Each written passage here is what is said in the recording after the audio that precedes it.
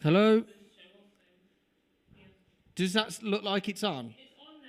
Can you believe that? But for the recording, I'll get Tom to snip that. Okay. So you can just start.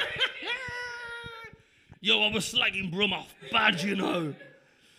Oh my God. Anyway, what I was saying.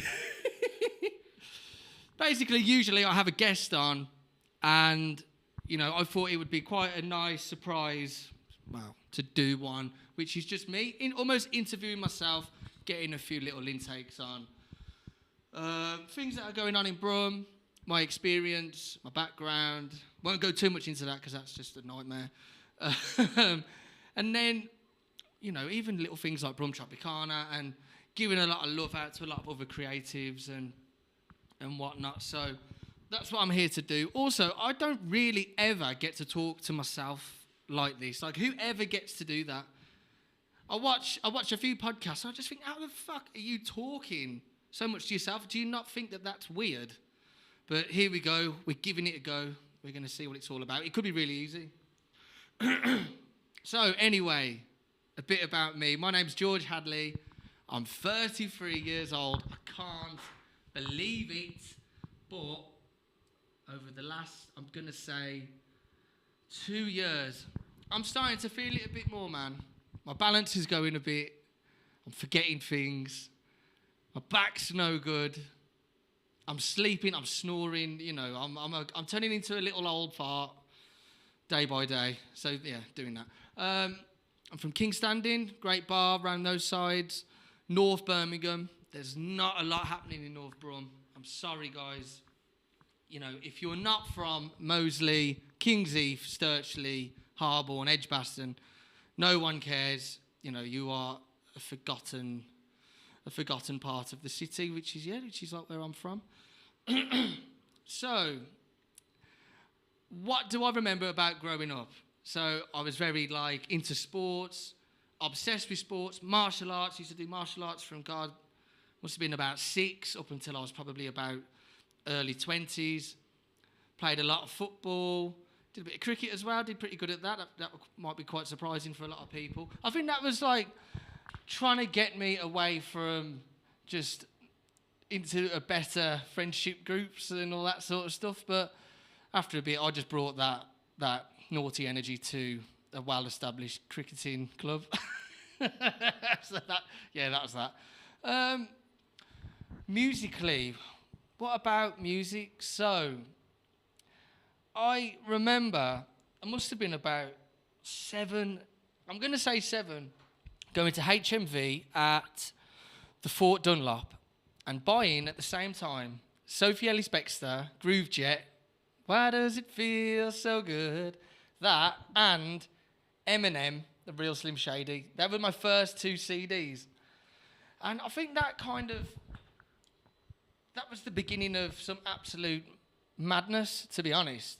From that, I liked dance music. I thought it was just, it's just a real nice, feel-good, bouncy, energetic sound.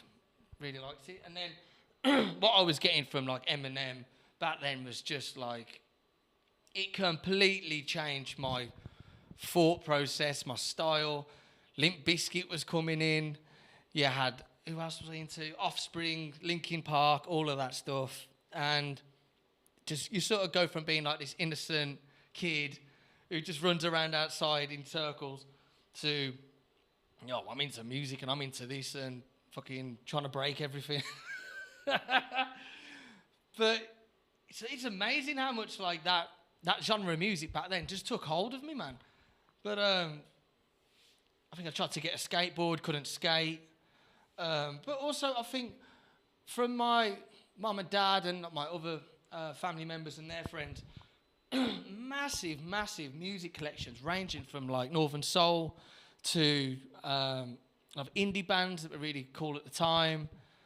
Stuff even Stone Roses, Oasis. Used to absolutely love that type of music, but also be big into hip hop. That old school hip hop then was just unbelievable.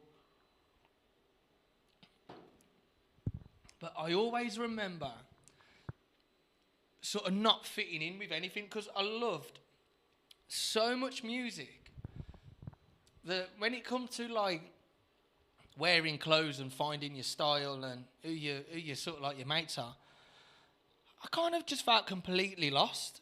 Honestly, like, I didn't really feel like I was like a rocker. And then I was also listening to like garage and dance music. I was just absolutely lost. So I think even like my dress sense was so confusing. I was confused. No one, at that age, you just want to fit in. And I just really, did not have a Scooby-Doo. I was just thinking like, what the fuck? What do I need to listen to feel cool in that group? What do I need to listen to feel cool in that group? And then you just end up fucking knowing everyone, really. That was pretty cool. So what was I like at school? At school, man, I was naughty, you know. I wasn't academic. Some of you might be completely blown away by that. Like, what? No way, you weren't clever. Like, no, I was not. I was too distracted. Loved distracting people. Loved having a laugh. And that was it. And then what do you mean I need to get grades and do algebra? What the fucking what? How are you going to teach me how to do E equals MC squared with a load of other people who don't want to learn it at the same time? And I've got a little tickle on my throat, by the way. But me not being good at school probably really I did suffer the consequences of that. I just didn't know what I wanted to do. Really did not know. I mean, my background, my parents, my dad's a brickie, a builder. My mum, karate instructor. Smashed it with karate. Went all around the world, won loads of trophies. European champion, world champion, UK champion. Like, absolutely smashed it. So, I'm kind of like a sporty construction background, but just it ain't me. Wasn't me at all. And you know, unfortunately, when you're at that age and people say, what do you want to do when you grow up? Or what do you want to do fucking tomorrow? I just always felt like I didn't know, and I still don't really know, really. I know, actually, I'll tell a lie, I know what I want to do now, but back then, it's to me, that's such a broad question to ask someone who's like, I don't know, 15, 16, who hasn't experienced anything. You know, how can you ask me what I want to do? What is there to do? The only thing I knew what to do was play sport, go out, run around, kick some wheelie bins over or whatever, and then that was about it. But what I do remember is with the music side, there was a lot of people who were, you know, good friends with my parents who were out and about, talking to me about music, and I think for me it always felt so distant. I just didn't know how the hell do you even like get yourself in an environment around music. And then I went to started going to a few gigs, but they weren't even necessarily gigs I wanted to go to. You just go out and you just experience it, and I found that pretty cool. That was pretty interesting. But you know, time's ticking by, and a lot of people who were into events, music, they've progressed. They've gone into university. I take my hat off to anyone who knows what they want to do at such a young age, because, you know, even if, like, fucking people who are at university, even I was at that age going, I've got no idea what I want to do. And then you'd get asked, like, well, do you want to be a window cleaner? I'm like, well, not really, no. Do you want to lay carpets? No. It was never like, do you want to be an event organizer for a band? Or do you want to put DJs on? It was just never, that question just never existed. And I didn't know anyone who was, doing that. So it always remained in the background, like, just, this is just some far distant, away land, the music. Music. But I ended up in sixth form, did really bad at that, but did really good in media. And the teacher at the time, Christian Jones, who's actually a really good artist, really, really talented artist. I took a liking to him. We got on really well, and he was just trying to, fair play to him, he was trying to tell me to go down this path, and you need to go to Manchester Uni and all this. And me being me, it was just like, I don't fucking know what Manchester Uni. What the fuck do I want to do there for? Like, naive to everything. Naive. I'm probably smoking too much weed as well. But once that had passed, God, I went into some really, really bad jobs then. Really felt like I'd missed some opportunities by not taking those opportunities and knuckling down. I worked in a warehouse for 3 years, right? And you know, one of those jobs where you just think, I'm going to do this for a couple of months, get some money together, go on some lads' holidays, whatever. I was there for 3 years, and unfortunately, it was hilarious. It was absolutely hilarious. And I said, at the end of my time there, I will write a show about it. That was my goal, for it to feel worthwhile. So I started writing a show about it. And you know what? I will one day do that, because it was such an accurate representation of the city, working class people, funny. Like, every single person I work with in this particular warehouse, I won't say what it is because it's not good, could have had their own TV show and formed some really funny friendships. And I got into some serious trouble, and people pranked me bad, and I pranked them. But it would have been a great TV show. So one day I will do that. So anyway, I then went on to worked in a pawnbroker's for a little bit, working with gold. I thought that was cool. Still have like a real interest in gold. And then I started to branch out a little bit. But with the experience from the events, I was going with the events. From the warehouse job, it was funding me doing some cellar. It was funding me going to Outlook Festival. And fucking hell, like the difference in people I was meeting, like people were so much more in tune with the scene, the music, clothes, DJs. But that really fascinated me. I weren't like, fucking hell, what am I doing here? I was so interested in the culture around it, and I was just like a sponge, and I just wanted to keep learning more and going out more, and it just really exciting. But then, God, I'd go back to this warehouse job and just be like, just beating myself up all day, especially when I felt like the stuff I was doing with some seller at the start even was more credible, and I should be working at a cool venue, and it just never really happened from an early age. Well, from that age, and you know, I just kept pushing, kept going out, kept trying to like network with people and be funny and all that sort of stuff, and just sort of hope for the best. But looking back, I could see why a lot of people saw me and thought, you ain't fucking working here at all. But wow, some seller 11 years, and I'll tell you something, like the first event, if there's anyone out there who's looking to get into events, is the hardest, the most nerve-wracking, most terrifying experience. It's an anxiety roller coaster. You're meant to feel shit about it. You're meant to be like, oh God, my friends are crap. Everything. You're meant to just go on this journey. But once that event takes place and you're doing it and you see your mates and other people having a good time and the DJ's loving it. Honestly, I always say this on the radio. It's such a great experience. It's the reason I'm still doing it 11 years. So obviously there's so many implications. We're going to touch on a lot of stuff through my little interview with myself, and also I'm going to try and get some like interesting theories. I think we will see. Let's see how we get on, right? And this is in no particular order. I have literally wrote this down today within about 3 hours whilst eating some pork noodles, hoping for the best. So let's see. Question number 1. Why are pubs and clubs half empty? Right. I've just walked from my car to come here.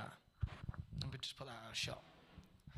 I've just walked from my car to come here, and it is an absolute ghost town. Like, it's absolutely bonkers how there's no life in the city. There's just nothing going on. There's places that are open and you just see no one in there. Someone just standing behind the bar. Fair play. There's a few people downstairs at Cherry Reds. That you know, it's a consistent midweek sheller, I'd say.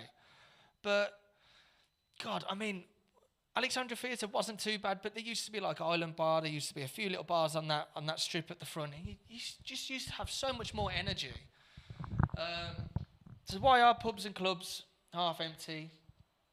I think, God, there's a lot of behaviour changes, especially from like a younger generation. Like, I don't think it's pushed down people's throats as much. I think a lot of people like being more healthier and athletic and looking after themselves. Completely get it. Like, I've lost some serious brain power from my antics in my early 20s and late 20s and possibly like early 30s. But the culture then was like, God, you have to look at it in chronological order. Like, look at the rave, the rave scene and going out, and you've got pubs, and then you've got like the drinking culture. Really, probably I'd say took off mid to late 90s, early noughties, and it's just kept going and going. But it's also been very chaotic. Up until COVID, a very chaotic drinking culture in this country. And I think what's happened, there was COVID. I think that's just changed the game completely. Younger people would look at going out now as, it's not really a necessity. It's not as important as it once was. But you look at the businesses outside and you think there's so many businesses who, they've obviously got money from somewhere and they think their business can boom, and they must look at their restaurant or their club or their bar and just think, what the fuck are we going to do? Like, where is everyone? And it's a shame, but I don't know what the alternative is. I mean, do you start giving free tickets out? I mean, do you even want to encourage people to get that pissed anymore? It's such a complex question now. Anyway, that's question number 1. Why is it hard to create a new event brand today? Well, I'd say everything is very social media led. Like, some seller came out, I'd say, when Instagram was just about taking off. And if you go back to the very start of our photos, it's so basic. Like, but we're giving it a go, and we were taking photos of the city, and we were looking at it as, this is the only way we can get people from Birmingham to our event is by showcasing and showing off the city that we live in. Put our some cellar sticker in front of the fucking bullring. It's so simple, but it got people's attention because I remember back then, you'd just see a lineup, an event poster, and that was sort of the end of it, and you're sort of expected to know the DJ or the DJs or the brand. For me, I felt like I was asking myself, if I don't know these people or this brand, how do I resonate with these? What have I got in common? How do I find any relatability? I don't know if that's even a word. How can I relate to this event without spending the money, going there and potentially going, wow, this is not for me? So, we try to incorporate as much of Brum as possible, and also kind of having that new kids on the block vibe. Like, who are these? Who the fuck do they think they are? And you know what? We was able to hit the ground running with that, and we actually tried to do something very similar at the same time as Key Push. And God, I still actually don't know how to work the audio from the decks to the laptop to get a clear sound. That's how bad I am. But the audio from the event caught the atmosphere, and I think we've always been really, really popular for having a great atmosphere, and I think those videos started that off and really got people, got a good vibe about what we were doing. You could hear people almost talking, shouting, going, "Oi, oi," in the background. And that gets the audience gassed. That gets people on social media excited. I know we like to put a song over the top now, but imagine having just sick reactions of people just reacting to a song. That's what you want. Are phones and videos killing the scene? If so, can it be changed now, or is this the new era? You know what? It's such a difficult one to say, because there's been so much good that's come from having phones and videos at the events. And then I guess, if you are around from before phones and videos or mobile phones being at an event, you'll probably see how much raw emotion there was. People are a lot more reserved with their phones. They can sort of almost take it or leave it in terms of the event. They're live. They can just go, let me just check my phone and see what's happening on Instagram. But also, what that does is, if people are really vibing with your event and the night, they're going to share it on the story or whatever, and it's going to go to whoever is following that person. So, again, it's benefited us. Do I think it's... Sorry, I need to burp. Is it OTT a bit now? I'd say so, but I also don't know how we're going to advertise a good time to people who are on their phones all the time. I don't know how we'd even do that, unless you was to crazily force people into a room, take their phones off them. I don't know how that works. It sounds like some of that ends up in court. Is Brum a shithole? That is a question that can really could divide the room. Yes and no. Right. I think we've been really let down by the city at the moment. I think the people have been let down. Creatives have been let down. The taxpayers have been let down. There's a lot of people who still love this city, me included. But fucking hell, sometimes it's hard. Sometimes you read things and you just go I can't keep backing this. But when we're talking with creatives and people who are doing really good events and putting their energy into making this city good, it makes you proud. And, unfortunately, we've got a council, government, and they're just killing it off. You don't know if it's is this done on purpose? Is this what they want? I hope not. But this city needs a good sorting out. Why do people complain about transport in Brum so much? I do. I always complain. Right. Like I said, I'm from King's Standing, which is North Brum. We used to do events at the Hare and Hounds in King's Heath. That is an absolute nightmare to get to. People from King's Standing who would come to that event, that's all I'm going to hear for the night. Do you realise how much it fucking cost me to come out? Think how much it's going to cost me to go back? It's expensive, but there's no trains. There's no easy route here. And the traffic, oh my God. How on earth could they make Digbeth now so inaccessible? Can you but also trying to advertise it this is the place you need to be. What you need to do is sort that little humpback bridge out so people can fucking get into Digbeth, because what's happening is people are so quick to not want to come to Brum, who are from Brum. And I think it surprises that many people, especially people who live in Moseley, King's Heath, Digbeth, whatever, Jewellery Quarter. It's very easy. I hear it all the time. People are very quick to go, well, I just can't be bothered. And that's that. It's over that quickly. And mentioning coming to Digbeth, it's just such an eye roller. But it needs sorting out. The Digbeth tram, needs to hang its head in shame. That's a different question. We'll get to that in a bit. This is such a rant interview episode thing. I feel like it's working well. Okay, thank you. I'm quite anxious that I'm going to just lose my mind. No, I'm following. Is there an age range problem in going out?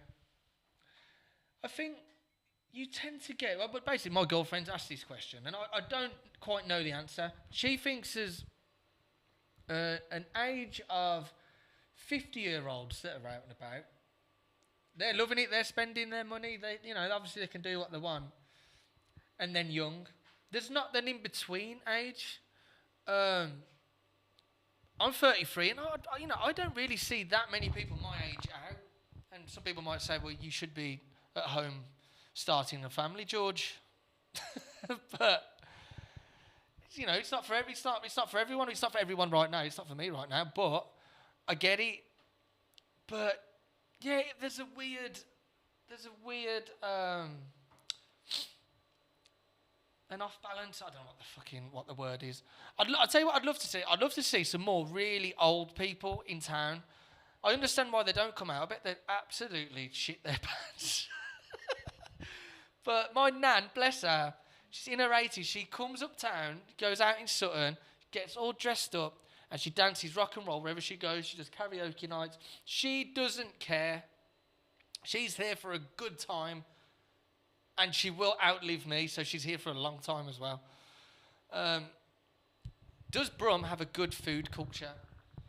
In case you didn't know, Brum has an amazing food culture here. There is a lot of amazing places to eat, some great restaurants. Where did I go the other day? I was meant to go to Vienna in the jewellery court. I didn't go. I had to some work commitment.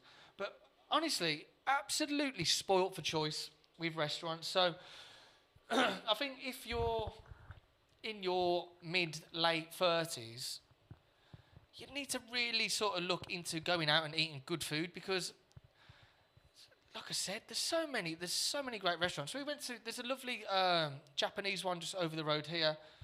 Me and Amy went there the other week. Had a lovely ramen. Fucking ramen. Everyone loves ramen.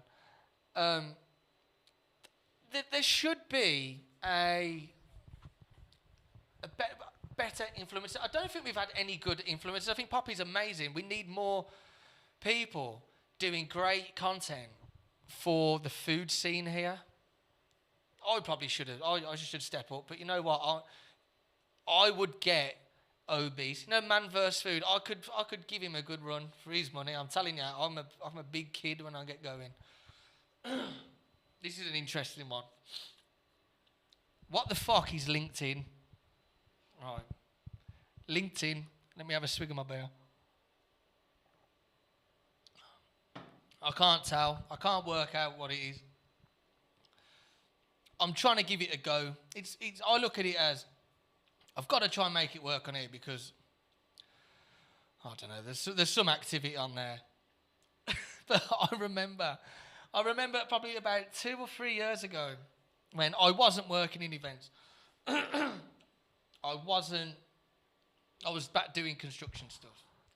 People are saying, you've got to get on LinkedIn. You should be putting your some seller stuff on LinkedIn. I went on there and I'm seeing people who I know from the rave on there talking a good game. I was just thinking, this is just lies. We're all just lying through our teeth on LinkedIn.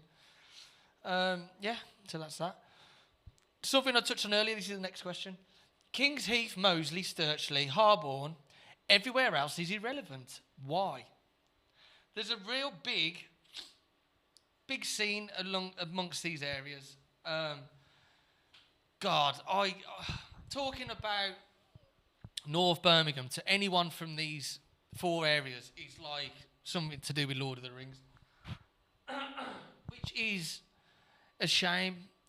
North Birmingham is very close to Sutton Coldfield. If you've been to Sutton Coldfield, it's had its day, and it's such a shame. It could really do with some love, some good amounts of love, because what an amazing town that used to be. When I first started going out was in Sutton, and there was just so much energy and passion, and people always wanted, even when we were a kid, like, oh, I'd love to live in Sutton. Sutton's the place to be. But God, over the last 15 years, you just watch it just decline year after year. The high street gets worse. It's the same everywhere with the high street. The high street is getting worse. No matter where you go, everywhere. I won't get into that because I'll get told off. I was talking about tax to Amy. She said, be careful. Is there too much information now? Sometimes I think there is. I think we social media is giving us so much insight to, when I say too much information, I'm talking specifically about events, clubbing, etc. We know too much now. I remember how much of a mystery it used to be to go out. Maybe that is me being a bit clueless, not necessarily caring about the fucking door policy and all that. But like, I just feel like it's too easy now to be looking at reviews to go, oh, I don't quite fancy that club. Like, who do you think you are? You need to just have a little bit of mystery about you. Stop looking at reviews and just go out and fucking enjoy yourself. Crying out loud. And don't leave, like the review thing, we've created a culture in the last 15 years that thrives off reviews. I mean, social media, we're doing it now with food. Obviously, I've just said, I'm gonna contradict myself now. We need a good food influencer thing in Brum. I don't necessarily mean food reviews, but I just think that, like, we need to just keep promoting. God, not everyone's going to fall in love with a certain event, but it's about trying to find your people and your call. And you might be surprised with the event you didn't know you was going to, how much you actually really like the scene, the music, the people. You know, you got to keep testing yourself. And if you just like the same shit and that's comfortable, then I'm sorry, that's boring. Okay. Have you always wanted to stay in Brum? I'll be honest, I haven't. I've toyed with the idea of going to London. Bristol was on my lips at one point. But you know what? I absolutely got just petrified of just moving to a new city. And I look back and I think, God, I wish I just did it. Like, what was the big fear? And it was money. I used to always just blow my money. So that was another one. Every time I'd gone to London or Bristol for a party or whatever, I just think, God, I can't move here. I'd end up dead. Brum humbles me. Brum keeps me in check. So yeah, but even to this day, I would still love to move to a few places. I've got my eyes set on somewhere. I don't want to put that out because every time you put certain places or ideas out into the universe, sometimes it just fizzles out. So I want to cherish where I'd like to go next, if you don't mind. How does it feel being 33 promoting events? I feel incredibly lucky. I really do. Because if you'd asked me when we were starting out where you'd want to be in time, I'm not going to lie, I would have thought, I think so high of what you're doing and how committed I was and all this. I thought I'd probably be doing like a corporate thing. Oh, I'm doing this sick music label job.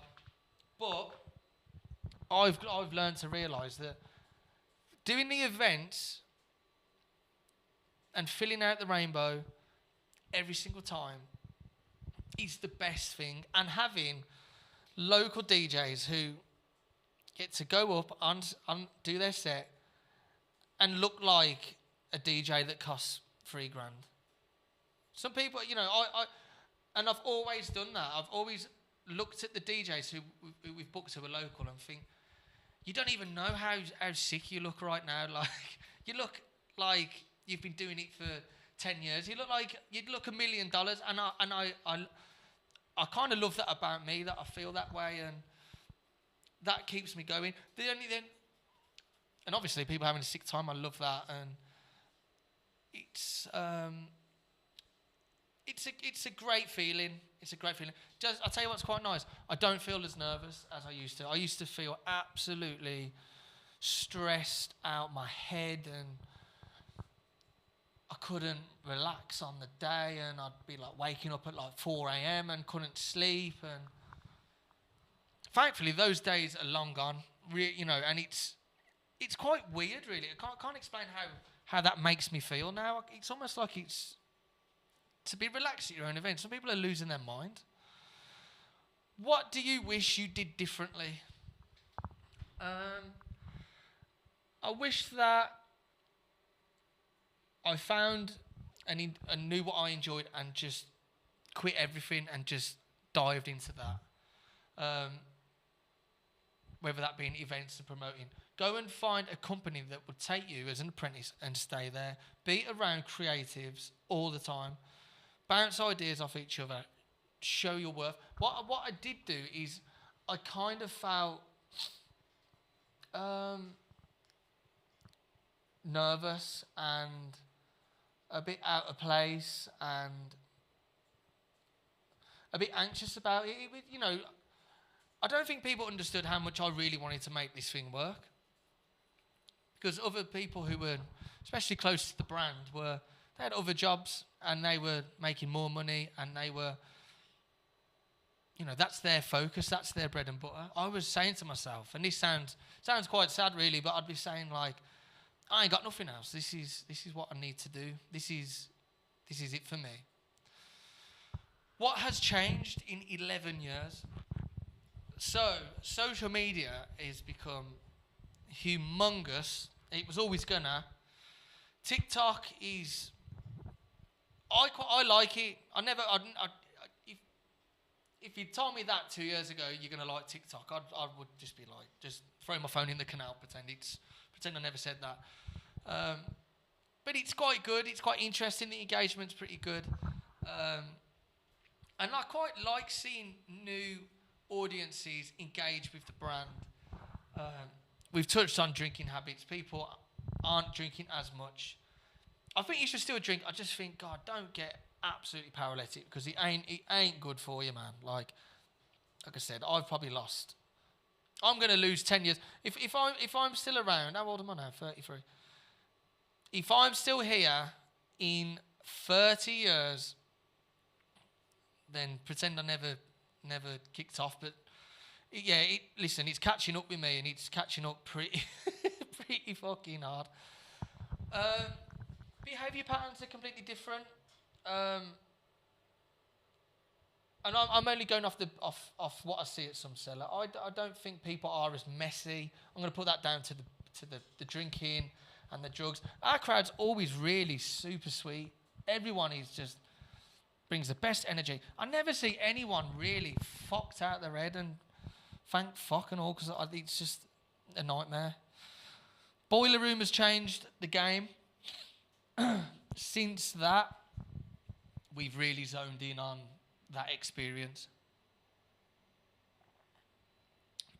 People standing behind the DJ, giving it large. That's the deal now.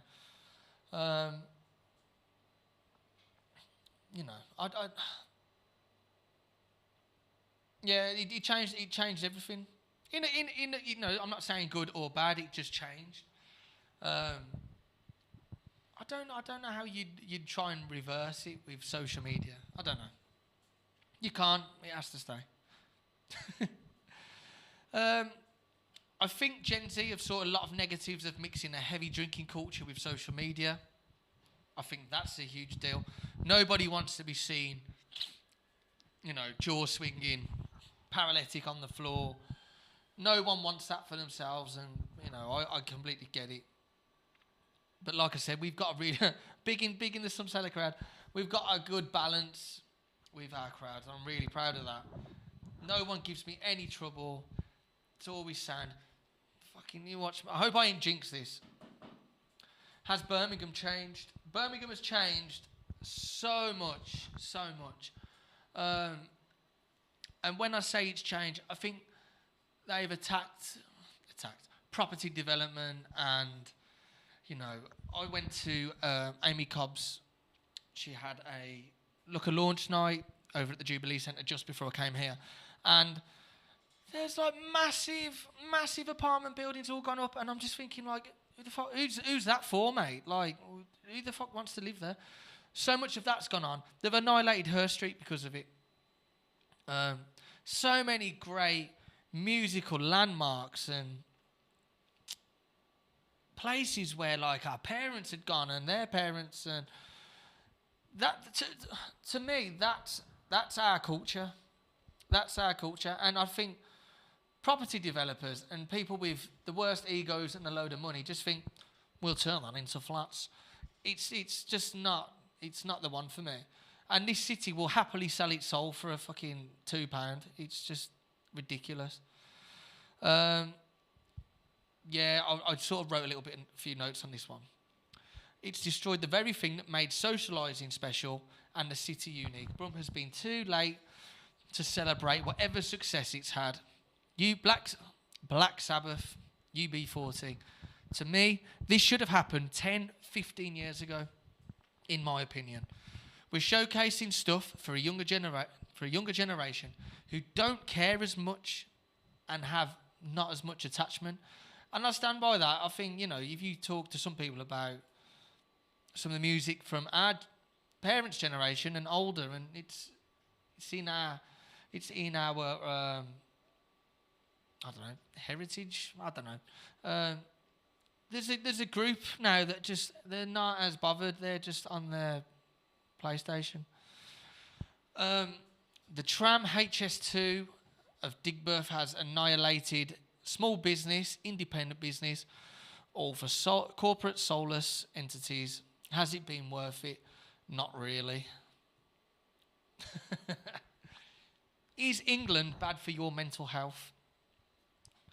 At the moment, with the weather, I'd say it's very, very hard. I think how we like to look at things is, this is a hard period that we have to go through to get to summer. But people can travel wherever they want now, and they're going to let you know on Instagram, and that's the hard bit. And God, the weather's been so bad. It's been so bad here. Like, I'm going to sound like a right dad now, but I just feel for like farmers and construction workers. To get wet every single day, to get taxed like a fucking the way we do, it's just insane. So yeah, I think that's. I think it's pretty difficult, and the government aren't making it easier at all. We all need a little bit of a break. Has your mental health been affected since doing events?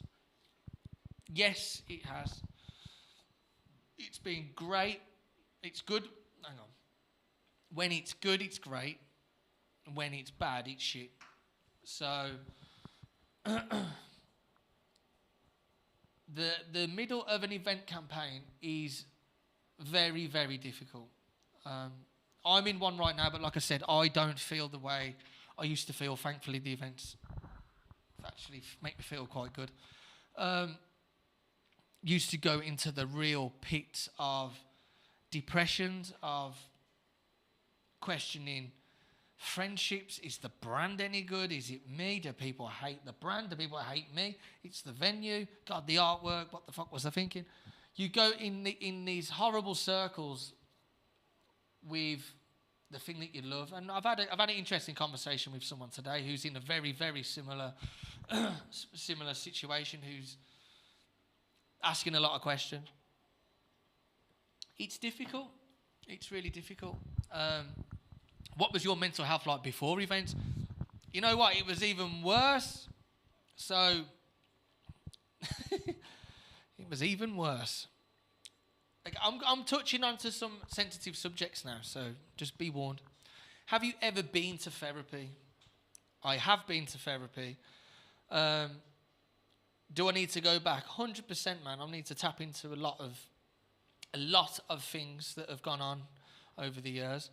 I think it's good, and sometimes you need good perspective and people just to help simplify your journey, because it's so easy to get muddled up. We've got expectations of ourselves, and and people are depending on you, and where's the money coming? There's so many different things and pressures, and last year was a really, how can I put it? Last year was an okay year. I had a difficult start of the year, probably up until about July. That was really dark. And then the year before, that nearly killed me. But that was down to, I've had to learn so much from my time at Hadley and Digbeth Dining Club. That was events and building working relationships with people. And, you know, I had stuff that I needed to sort out way before all of that, but I was just so overwhelmed at one point and too emotional. I'm an emotional person. I didn't know how to control my emotions, and it would just get the better of me, and couldn't, probably still can't take constructive criticism. You are? Is you fucking telling me what to fucking sort my shit out? You're having a laugh. What advice would you give to your younger self with mental health? It's been difficult. My upbringing, I won't go into it, was very, very challenging. And if I could have took myself out of certain scenarios, I probably shouldn't have been there. And just been in a more comfortable environment where my internal monologue's just saying, what are we going to do today, George? How are we going to work out what's cool and what's not, instead of dealing with stuff I had to deal with. But that's okay. Event campaigns are emotional roller coasters. We've been through this. It follows on to something else. Event campaigns are emotional roller coasters. They're quite tough. It's hard to describe. You ask yourself a lot of questions in the process. We've been on that. But is it worth it? 1,000%. It is the greatest feeling. It really is. And if you're getting feedback there and then on the night from people saying, this was sick, man, you've absolutely smashed it, and you know, you feel proud. Now there's the next bit. I used to think, now what, after a sick event? Because weirdly, your event, to me, or maybe to you as well, as a promoter, it falls off a cliff. You've had this amazing high. You've been running around like a lunatic all evening, trying to accommodate everyone, make sure everyone's happy, making sure the crowd's happy. You're never truly happy at your event because you're just running around. So you get this feedback towards the end. It's sick night, George. You're stuck with these compliments, this good feedback, and then the night's over, and then you see everyone either getting into taxis, or you go to like an after party and just absolutely, like, your party starts there, but that's how you end up staying partying for like 2 or 3 days. The night was finished, and then on Monday you feel like crap. And then you don't even get to really appreciate what you did. I'd say, I'd tell you what, that's another one. If I could turn back time, go to less afters, even though the afters were good. Go to less afters, and just sit there with yourself and just appreciate the event that you've just done. My friend Jay, he had one on Saturday, and I was so proud of him to do this event. And we was at afters, and we were talking in the kitchen at 4 a.m. and just saying, like, mate, I'm so proud here. And you could see he was absolutely buzzing because he had to go through this, you know, these roller coaster of emotions to get to the event. It's all part of it. It sends you mad. Do you still get that feeling now? Yes, I do. Will it ever be enough? No, it will not. Our ticket price is fair. I'd say our ticket prices are so worth it. You're getting 2 rooms for £10. And when I say 2 rooms, I'm not saying there's 4 people in one room and there's a load of people in the other. I'm saying there's 10 people in the one room. No, both rooms are busy, and they bring different vibes, different energies. And once you've had enough of the one, you can just go to the other one. Go and have a vape, go to the bar, do whatever you want. Do people still do free events? God knows, but some of those free events back in the day, I never did one, but some people did them, and the crowd, you just think, oh my God, where have you come from? And can you please put your T-shirt back on? And when was the last time you washed? Why is everything so fucking expensive? That's a complete different question. That's for the higher people. I couldn't tell you that. George, what do you do for work now, George? I am having a very good time. I'm working with a good friend of mine called Cam Healy. He's given me an opportunity working for him as the head of events and relations, working in events and productions where we're dealing with many different clients, doing brand activations, and it's just a joy. I've absolutely missed being in this environment and, bouncing off people. And he's such a good crack as well. So I'm truly, truly happy and thankful that I'm back doing it, because the construction game, it ain't for me. Like, you can have some good laughs on there, but for me, at the level I was at, it just weren't. I couldn't see the next level.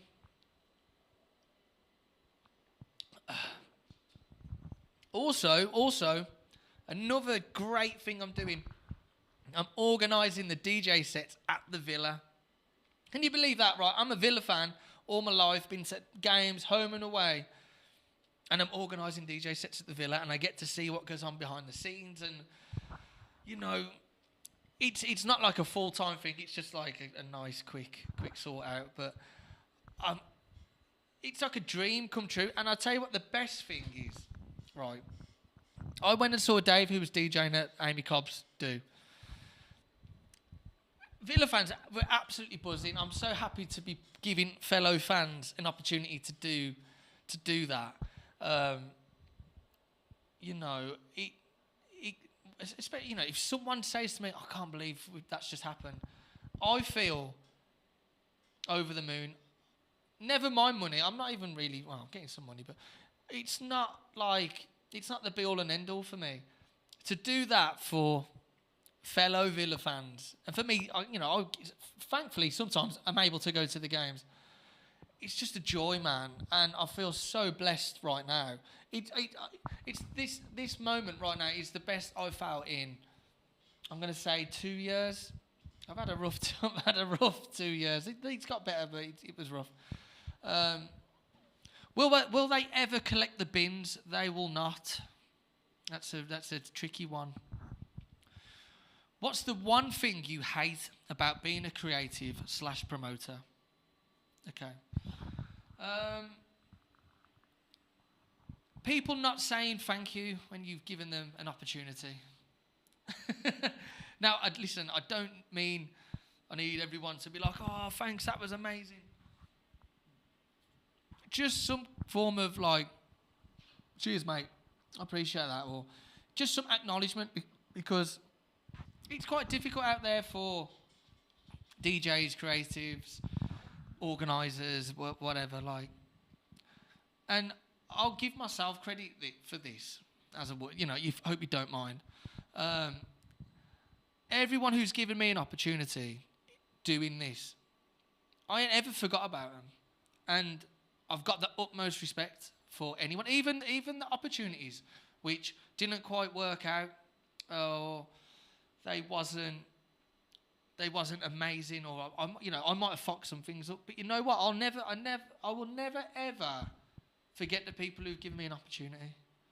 So that's a little lesson to anyone who's looking to get involved in stuff, anything creative. It happens in business and anything. Just remember, because something happened to me the other day. I don't know if I should say this. It wouldn't have killed them to say cheers for that. What you did was amazing, great, or important. Just say thank you. What's the one thing you love about being a promoter? I've been very pleasantly surprised by the new audiences that have come through to Some Cellar. That has been, and I don't know who they are, and I don't think they care who I am. They don't give a fuck. But seeing this new crowd come in and have a sick time.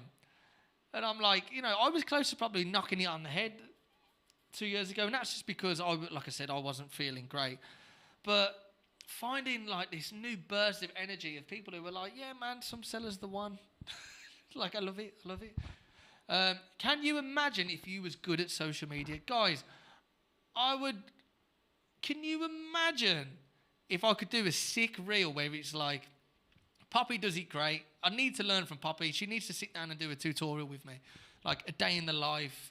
Like, I'd say I'm doing some interesting stuff. It's not like I'm peeling potatoes, but I think I'm doing some cool stuff that would be quite interesting. But I just I don't think I've got the knack to sit there and just go through the whole thing as a reel and do, if anything, I'll tell you what it is. When you flick the camera here, when you do this when you're walking, man, at my age now, I'm getting like another little chin now.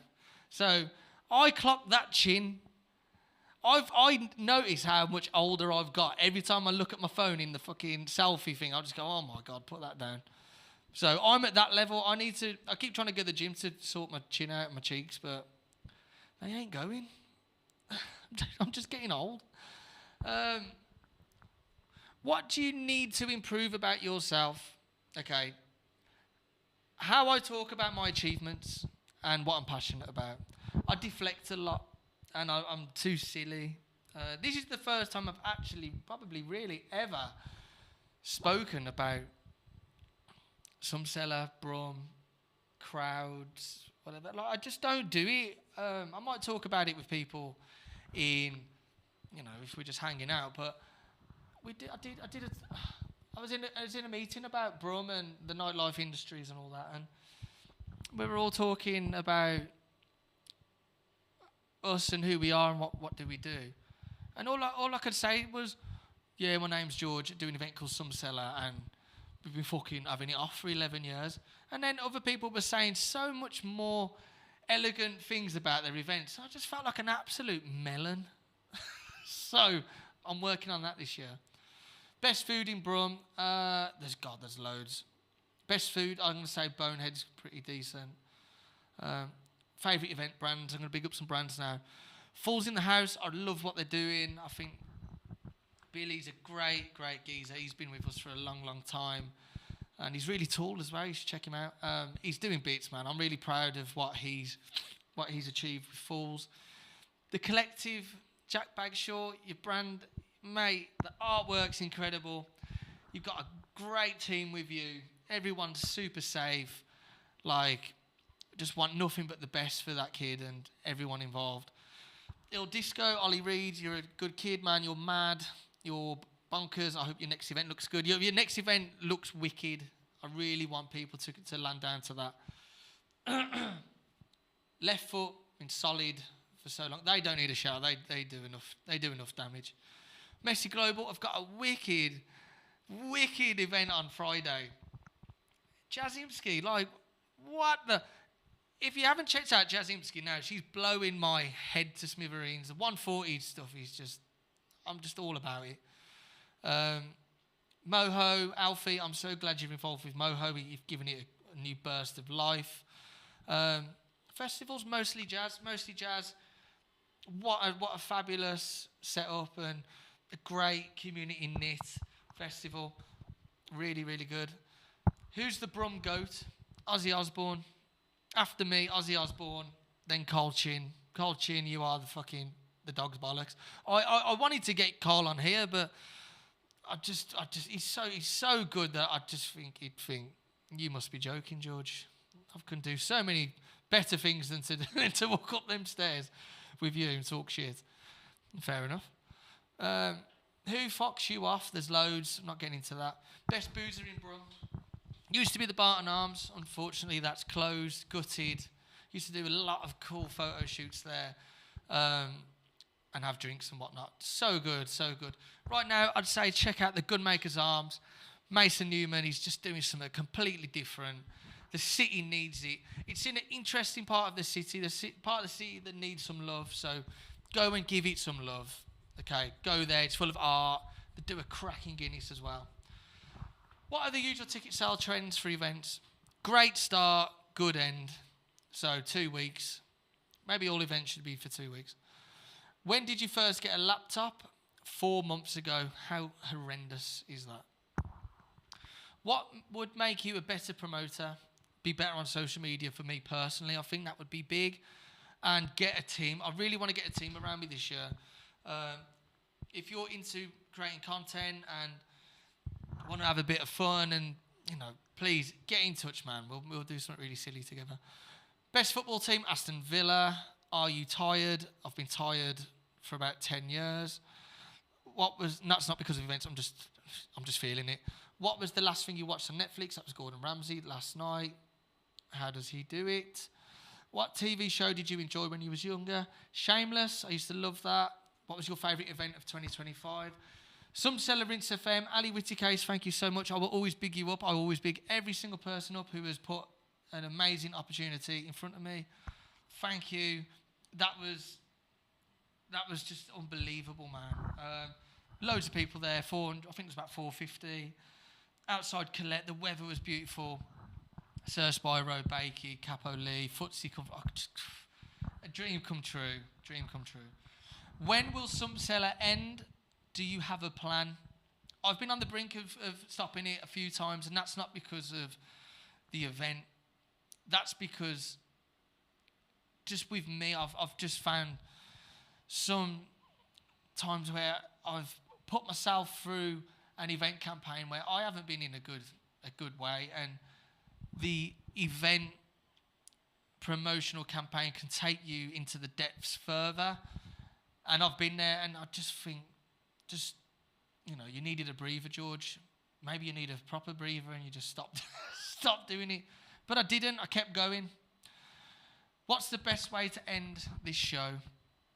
Guys, if you've listened to the entire hour of this, thank you so much. I've never spoken for that long to myself, ever. Not ever, ever, ever. And I've quite enjoyed it. It's been quite refreshing. Apart from I've got a bit of a tickly throat and I need a wee. So thank you so much. We will have a guest next time round. I will sort that out. I need to